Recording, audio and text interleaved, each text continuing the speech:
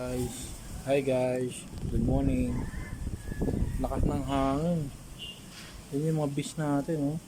Grabe, oh. Nasa labas sila ngayon, nahangin sila. Hirap na hirap sila sa lakas ng hangin. Nadadala sila.